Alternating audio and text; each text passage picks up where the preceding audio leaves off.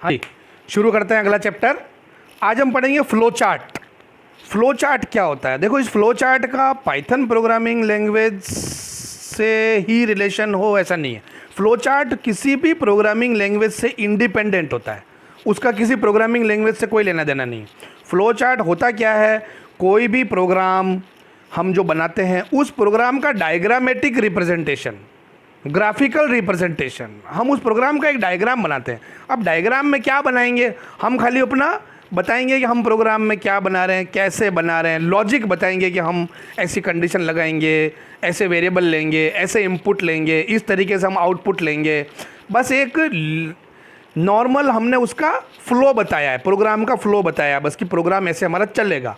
अब उस फ्लो को देखने के बाद, उस डायग्राम को देखने के बाद कोई भी प्रोग्रामर, चाहे वो जावा का प्रोग्रामर हो, चाहे पाइथन का प्रोग्रामर हो, चाहे .NET का प्रोग्रामर हो, वो अपनी प्रोग्रामिंग लैंग्वेज में सॉफ्टवेयर डेवलप करेगा वो डायग्राम देखने के बाद। तो कहीं आईटी इंडस्ट्रीज़ में जहाँ पर सॉफ्टवेयर बनते हैं तो ऐसा नहीं होता कि डायरेक्ट कंप्यूटर पर बैठ के प्रोग्रामिंग शुरू कर दी। पहले पूरा पेपर वर्क होता है जिसके अंदर ये फ्लो चार्ट भी उसका एक पार्ट होता है, और भी बहुत सारी चीज़ें होती है। फ्लो चार्ट एक पार्ट है कि पहले आपके प्रोग्राम का फ्लो चार्ट बनेगा, उसके अंदर कोई प्रोग्राम का सिंटेक्स नहीं होता कि आपको कॉलन लगाना है, इक्वल टू लिखना है, कुछ नहीं, क्योंकि फ्लो चार्ट का किसी प्रोग्रामिंग लैंग्वेज से कोई लेना देना ही नहीं है, वो तो इंडिपेंडेंट है प्रोग्रामिंग लैंग्वेजेस से। तो पहले फ्लो चार्ट बनाया जाता है। तो फ्लो चार्ट में क्या होता है? कुछ सिंबल्स यूज़ होते हैं, कुछ डायग्राम में कुछ यूज़ होते हैं, तो वो आज हम लोग मैं तुम्हें बताऊंगा। अब मेन सिंबल्स हम देखते हैं। सबसे पहला सिंबल, जैसा कि आप देख पा रहे हैं स्क्रीन पे, ओवल। इस सिंबल को क्या बोलते हैं? ओवल। ओवल ऐसा होता है राउंड, अंडाकार। इसका मतलब होता है start and end of a program. Oval क्या रिप्रेजेंट करता है कि भाई यहाँ से प्रोग्राम स्टार्ट हुआ या प्रोग्राम खत्म हो गया है। अगला सिंबल है एरो की। ये एरो की ऐसी भी हो सकती है, ऐसी भी हो सकती है, ऐसी भी हो सकती है, ऐसी भी हो सकती है, चारों डायरेक्शन में एरो की जा सकती है। एरो की ये बताती है कि मेरा प्रोग्राम का फ्लो अब किस डायरेक्शन में जाएगा, यानी कि अगला इंस्ट्रक्शन कौन सा एग्जीक्यूट होगा। एरो की बताती है फ्लो ऑफ ए प्रोग्राम। अगला क्या डायग्राम है? ये क्या होता है?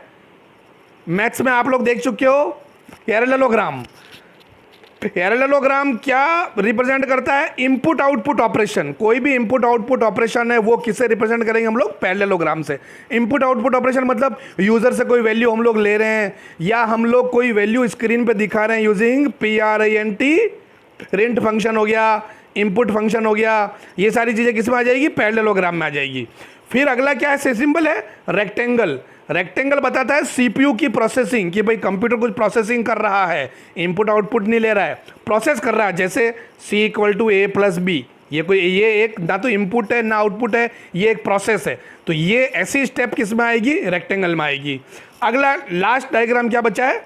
रोम्बस। इसको यहाँ बोला जाता है डायमंड। यहाँ पर इसको क्या बोलते हैं? डायमंड बोलते हैं। ये क्या रिप्रेजेंट करता है? Condition, if else condition. कोई भी कंडीशन होगी तो उसको रिप्रेजेंट करेंगे डायमंड के अंदर। तो वैसे तो फ्लो चार्ट में और भी बहुत सारे सिंबल्स होते हैं, लेकिन आपके सिलेबस को देखते हुए जो मेन सिंबल्स थे वो हमने पढ़ लिए हैं। इनसे हमारा सारा काम लगभग हो जाएगा। तो अब हम देखते हैं, कुछ एग्जाम्पल्स देखते हैं जो मैंने बनाए हैं। देखिए, एक छोटा सा प्रोग्राम है। क्या किया हमने? ओवल बनाया है जो कि स्टार्ट ऑफ द प्रोग्राम। फिर हमने क्या बनाया? ये पैरेललोग्राम। पैरेललोग्राम मतलब कुछ इनपुट आउटपुट ऑपरेशन हो रहा है। इसने क्या लिखा है? टेक num1 num2, यानी num1 और num2 की वैल्यू लीजिए। अब मैंने बताया था आपको कि फ्लो चार्ट किसी प्रोग्रामिंग लैंग्वेज से रिलेटेड नहीं होता है, यानी कि अब अगर पाइथन में प्रोग्राम बना रहे हो तो आप लिखोगे इनपुट num1 num2। अगर आप C में बना रहे हो तो लिखोगे आप scanf num1 num2।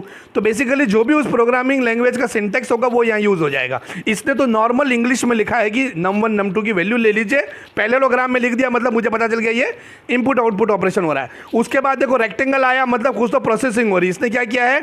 एवरेज बोल रहा है, एवरेज निकालो, num1 और num2 को ऐड करके डिवाइड बाय 2 कर दो, एवरेज निकालो, ठीक है।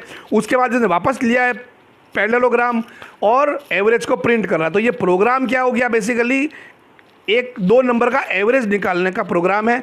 फिर देखो वापस से ही आ गया ओवल, यानी प्रोग्राम खत्म। तो ये प्रोग्राम है। मैं इसको एक स्क्रीन में लेके आता हूँ, आप इसको प्रोग्राम को पॉज करके पूरा देख सकते हो। तो ये स्टार्ट हुआ, 2 इनपुट लिए, प्रोसेसिंग हुई, आउटपुट दिया और प्रोग्राम खत्म हो गया। तो अब ये फ्लो चार्ट देखने के बाद मैं पाइथन में इजीली प्रोग्राम बना सकता हूँ। मुझे पता है कि मेरा फ्लो ये होना चाहिए, मैं यूज़र से इनपुट लूँगा, एवरेज इस फार्मूले से निकाल लूँगा और मैं प्रिंट करूँगा। और एग्जांपल चलो हम देखते हैं आगे। एक फ्लो चार्ट ये है, ठीक है, ये देखिए स्टार्ट हुआ ओवल, कोई दिक्कत नहीं है। गेट स्कोर ये पैरेललोग्राम में लिखा है, यानी कि ये इनपुट आउटपुट है। स्कोर किस कोई वेरिएबल है, स्कोर में वैल्यू लेनी है, हमने स्कोर ले लिया। उसके बाद देखो अपन ने क्या बनाया, डायमंड बनाया। मैंने बताया था आपको डायमंड क्या करता है, इफ कंडीशन एल्स कंडीशन को रिप्रेजेंट करता है, कंडीशन। तो इसने डायमंड में देखो कंडीशन क्या लिखी है, देखो कि स्कोर 0 से बड़ा होना चाहिए और 100 से छोटा होना चाहिए। यानी कि स्कोर आप 0 से 100 के बीच में ही डाल सकते हो, 100 से ज़्यादा आप स्कोर नहीं डाल सकते हो। मैक्सिमम मार्क्स 100 है यहाँ पे मतलब, और ना तो 0 से छोटा डाल सकते हो। अगर आप अब ये चेक कर रहा है क्या स्कोर 0 और 100 के बीच में है, इस रेंज में स्कोर की वैल्यू है। अगर नहीं है तो देखो एरो ये नो लिखा हुआ है, नहीं है तो इस एरो की तरफ बढ़ जाओ। अब ये एरो कहाँ जा रहा है अपन देखते हैं। ये एरो वापस से इनपुट लेने के चला गया, यानी ये एरो कहाँ गया कि भाई फिर से स्कोर लो, क्योंकि आपने 0 और 100 के बीच में नहीं डाला है तो इसने एरो डाल दिया।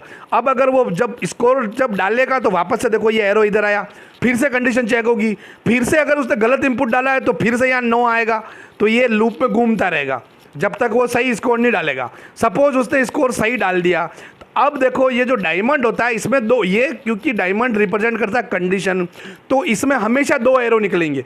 एक तो निकलेगा जब कंडीशन फॉल्स है तब, एक निकला जब कंडीशन ट्रू है तब। क्या करना, दोनों बताना पड़ेगा कि भाई फॉल्स है तो ये एरो, ट्रू है तो ये एरो, और कंडीशन है तो ट्रू और फॉल्स के अलावा तीसरी वैल्यू इसकी कभी होगी नहीं। तो अब अगर ये ट्रू है तो हमने क्या किया, ठीक है, अगर ट्रू है तो चेक कर रहा है क्या स्कोर की वैल्यू 80 से बड़ी है। यस, मान लो अगर है तो क्या बोल रहा है कि आप ए प्रिंट कर दो, बताना चाह रहा होगा, ठीक है, कि आपकी ग्रेड ए है। भाई आपका स्कोर अगर 80 ज़्यादा है तो आपका ग्रेड ए है तो ए प्रिंट कर दो। और नो है तो देखो ये इस तरफ जाएगा, नो।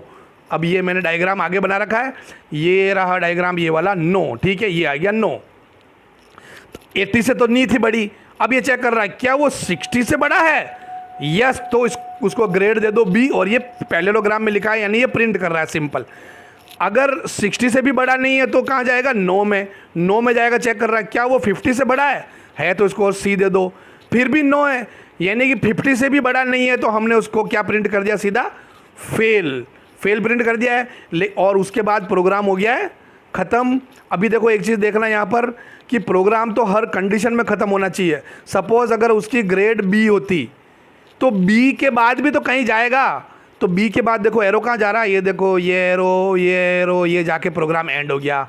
सी थी तो भी देखो इसी में मिल गया, और अगर ए थी तो देखो ए वाला भी ये ऊपर से आके इसी में मिल गया। यानी ये ग्रेड प्रिंट करने के बाद सीधा एंड पे चला जाता है।